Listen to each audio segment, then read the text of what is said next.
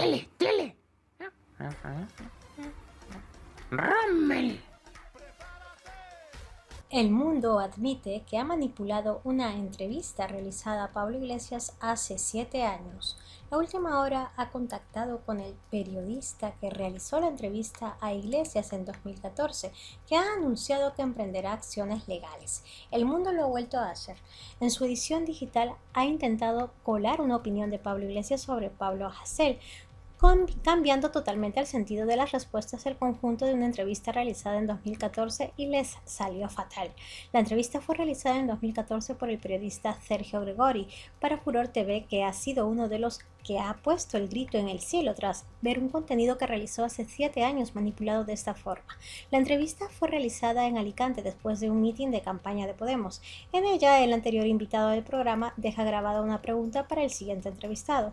La pregunta en aquella ocasión la formuló Pablo Hasél y fue: si te pudieras cargar a Juan Carlos de Borbón, Amancio Ortega o Aznar, ¿a quién te cargarías de los tres?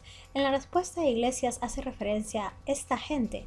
Juan Carlos de Borbón y Aznar reciban un juicio justo en caso de cometer un delito. Añade que no mataría a nadie, Dios mío, a ninguno. No quiero matar a nadie y además desprecio profundamente a los que convierten la política en una cuestión de odio personal y que convierten su excitación narcisista en algo que tenga que ver con la política. La vida humana es lo suficientemente seria como para no formular preguntas de este tipo de ¿a quién matarías? Iglesias en ningún caso se refiere en su respuesta a Pablo Hasél.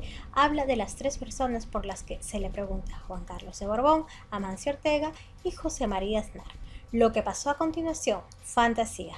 El titular que dedujo el diario El Mundo 7 años después y del que se han hecho eco informativos nacionales y otros medios de comunicación ha sido: Pablo Iglesias sobre Hasél. Me gustaría que hubiera leyes para juzgar a gente como esta. Tras el desmentido que de ese titular ha hecho el propio periodista que hizo la entrevista en 2014 y la indignación de las redes sociales por tan burda manipulación, El Mundo ha emitido un comunicado de fe de errores donde afirman que Iglesias aludía con esa declaración al rapero, pero en el video íntegro se ve que con la gente se refiere a Aznar, Amancio Ortega y Juan Carlos I.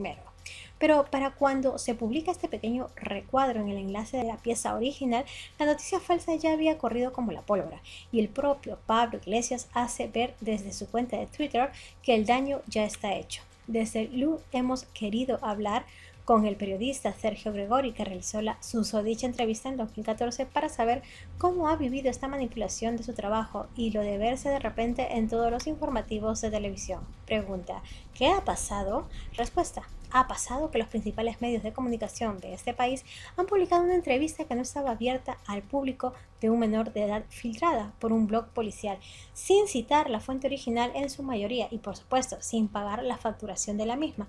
El único medio que se ha dignado a pagar ha sido Antena 3 y en una única emisión. El Mundo toma una respuesta a una pregunta que deja en el programa mi anterior invitado, Pablo Hasél: ¿a quién matarías? ¿A Aznar, a Amancio Ortega o a Juan Carlos I? Iglesias responde que él desprecia profundamente a aquellos que utilizan el odio como una cuestión que tenga que ver con la política. Aquí es donde manipula el mundo, porque lo que añade Iglesias es que lo que querría son procesos justos para Aznar, Amancio Ortega y Juan Carlos I, en el caso de que cometieran algún delito.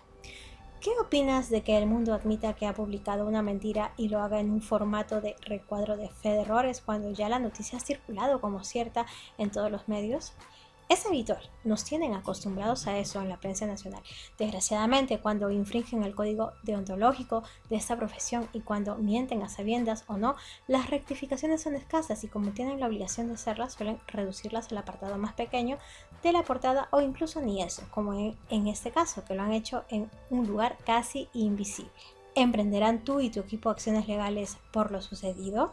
Sí, estamos iniciando acciones legales respecto a la revelación de secretos y de la publicación por fuentes policiales del video de la entrevista a Hasél, la anterior a la de Pablo Iglesias. Respecto a la publicación en los medios de comunicación, estamos intentando un acuerdo amistoso con los distintos medios y si no hay acuerdo, continuar las acciones legales.